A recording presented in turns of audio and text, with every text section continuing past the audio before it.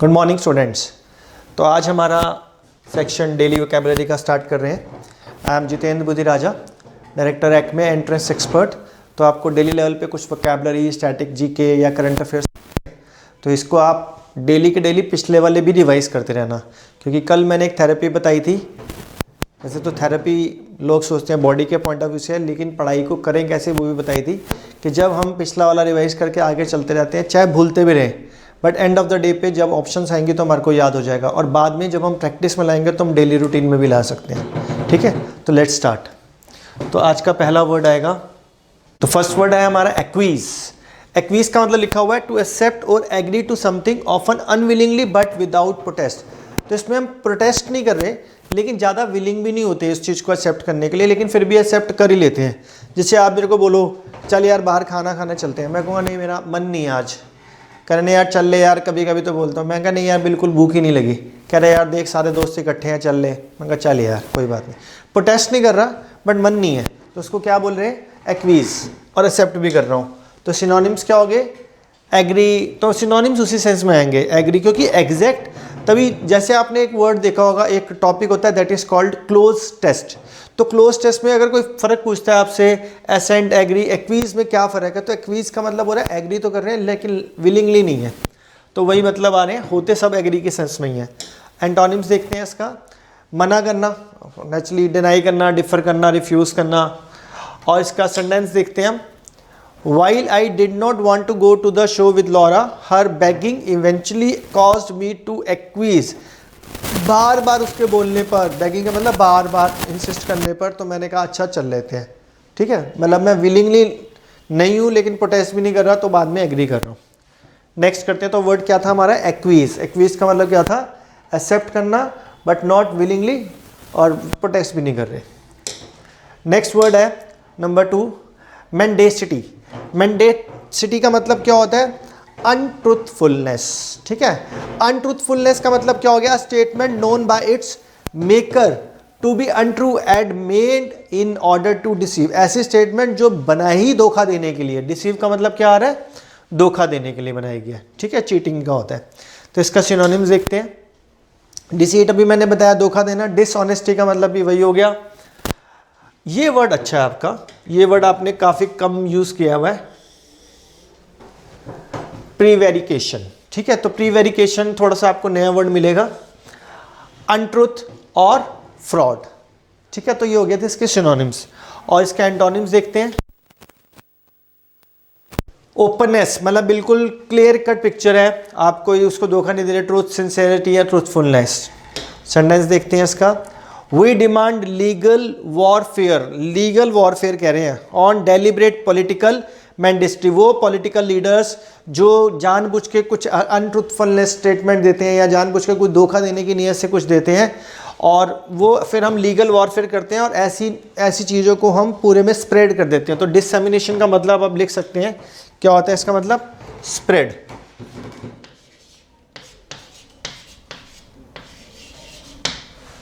ठीक है, तो इसका मतलब क्या हो गया, spread. Next word, so third word है हमारा dicey.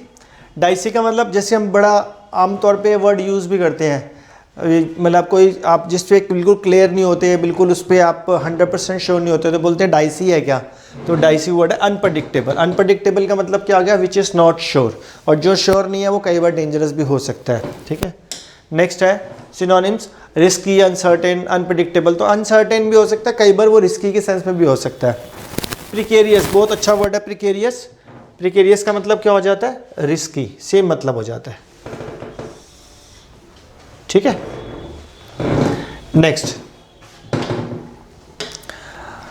Antonyms, easy, unchanging, certain और सेफ। सेंटेंस देखते हैं इसका, The herd moves into a market driving up asset prices to absurd levels. Absurd का मतलब पता होना चाहिए आपको, absurd का मतलब होता है बिल्कुल strange, ठीक है, अजीबोगरीब, जिसका कोई सर पैर ही नहीं होता।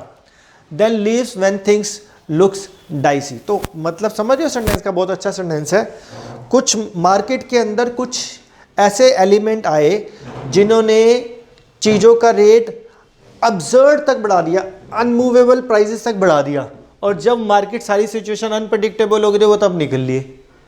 You got my point.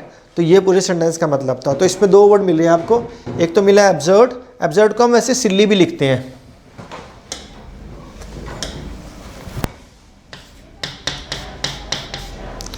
ठीक है, या स्ट्रेंज भी लिखते हैं, और डाइसी तो मैंने आपको बता ही दिया।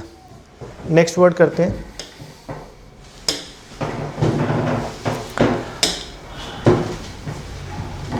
न्यूगेटरी का मतलब आ रहा है ऑफ नो वैल्यू और इंपॉर्टेंस, जिसकी कोई वैल्यू नहीं है, कोई इंपॉर्टेंस नहीं है। हैविंग नो लीगल और बाइंडिंग फोर्स, मतलब कहीं लीगैलिटी भी नहीं आ रही, ठीक है, जनरल वर्ड आ जाता है ये। तो इनएडिक्वेट, वर्थलेस, जैसे क्या बोलते हैं, वर्थलेस है तो ठीक है, नहीं है तो ठीक है, कोई वैल्यू नहीं है ना चीज़ की ना बंदे की। इनसिग्निफिकेंट। ट्रिफलिंग, ट्रिफलिंग का मतलब बहुत अच्छा है, जैसे ट्रिफलिंग का मतलब होता है छोटी छोटी चीज़ें, स्मॉल थिंग्स, जिसकी कोई वैल्यू नहीं है लाइफ के अंदर ना, होती तो है लेकिन हम उसको नेगलेक्ट कर देते हैं, ठीक है। Useless, bad, etcetera. तो इसका एंटोनिम्स क्या है, बाइंडिंग, मतलब आपको लगता है कि उस पर आपको रुकना पड़ेगा, good, valid, important, significant, impactful. और सेंटेंस क्या है, since Janice does not have a vehicle she knows car insurance is a nugatory investment. अब वो कह रहे हैं since Janie does not have a vehicle, उसके बाद व्हीकल ही नहीं है तो उसको इंश्योरेंस की कोई इंपॉर्टेंस ही नहीं है। जब कोई चीज़ है ही नहीं तो उसकी इंपॉर्टेंस क्या समझोगे आप, ठीक है। तो वर्ड क्या हो गया था, nugatory. Next word is abet. बहुत अच्छा वर्ड है ये, इसका मतलब होता है एनकरेज करना या असिस्ट करना किसी पर्सन को गलत काम में, ठीक है, किसी पर्सन को गलत काम के लिए, जस्ट लाइक प्रोवोक करना। तो प्रोवोक मतलब हो सकता है इसका, तो सिनोनिम्स में पहला वर्ड ही आ गया प्रोवोक। इनसाइट का मतलब भी उकसाना होता है, असिस्ट, सपोर्ट, इंस्टिगेट, इंस्टिगेट का मतलब भड़काना, ठीक है, भड़काना। और एंटोनिम्स क्या हो गया, डेटर, डिस्करेज, डिस्करेज करना। कोई एक बंदा कर रहा है, यार चल चोरी करने गलते हैं, कहते हैं दिमाग खराब है, पुलिस ने पकड़ लिया ना, हमारे ये अलग, जिंदगी भर जेल में कटेंगे। तो वो क्या हो गया हमारा, डिस्करेज, हिंडर, असिस्ट।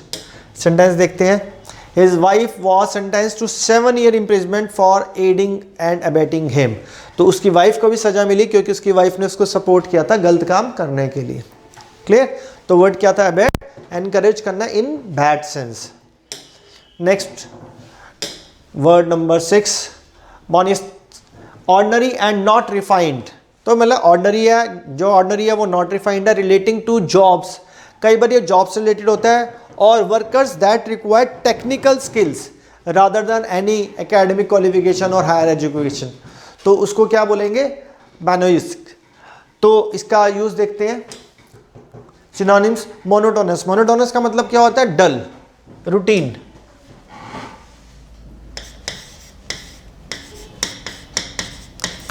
डल भी बोल सकते हैं। Next is antonyms, naturally, extraordinary हो जाएगा, अनग्रीडी, मटेरियलिस्टिक। और सेंटेंस देखते हैं, पर इसके दो मतलब, एक ऑर्डिनरी लेकिन एक आ रहा था रिलेटिंग टू जॉब, और workers that require technical skill. तो जिसमें टेक्निकल स्किल की जरूरत हो, पढ़ाई लिखाई की ज़्यादा जरूरत ना हो, तो उसको भी क्या बोलेंगे, मैनोइस्ट। सेंटेंस क्या है, my parents wanted me to go to the college but I would rather get a मैनेसिक्स job where I can use my technical skill. तो मैं, अब यहाँ पे क्या आ रहा है, related to job, technical skill वाला मतलब आ रहा है। तो कह रहा है मेरे पेरेंट्स कह रहे हैं मैं कॉलेज में जाऊँ, लेकिन मैं ऐसी जॉब करना चाह रहा हूँ जहाँ पे मैं अपने टेक्निकल स्किल्स को यूज़ करूँ, ना कि ज़्यादा प्रोफेशनल और हायर एजुकेशन को, ठीक है। तो वर्ड आपके सामने था, मैनोइस्ट। Next is disdain. डिसडेन का मतलब होता है lack of respect with a feeling of dislike, lack of respect with a feeling of dislike. तो इसको क्या बोलते हैं, डिसडेन। मीनिंग देखते हैं। कंटेम्प्ट का मतलब होता है नफरत। डिसरिगार्ड मतलब वही वाली बात है, जिसका रिगार्ड नहीं कर रहे, जिसकी रिस्पेक्ट नहीं कर रहे। डिसरिस्पेक्ट, डिस्पैरेजमेंट, ये वर्ड अच्छा है, डिस्पैरेजमेंट बहुत अच्छा वर्ड है। डिसलाइक, हेट्रेट और एरोगेंस, एंटोनिम्स बिल्कुल उल्टा, रिस्पेक्ट करना, प्रेज करना, एडमायरेशन करना। और सेंटेंस देखते हैं। Mister robin spoke of his tenants with disdain, यानी कि नफरत से बात करता था, ब्लेमिंग देम, हमेशा कंटेम्प्ट करता था for the poor condition of the apartment. ज़्यादातर आपने देखा होगा बहुत सारे लोग एक दूसरे को परेशान करते हैं, तो वो वर्ड क्या आ जाता है, disdain. Next is impecunious, having little or no money. कई बार हम ना ये वर्ड बहुत ज़्यादा ग्रामर में डिस्कस करते हैं।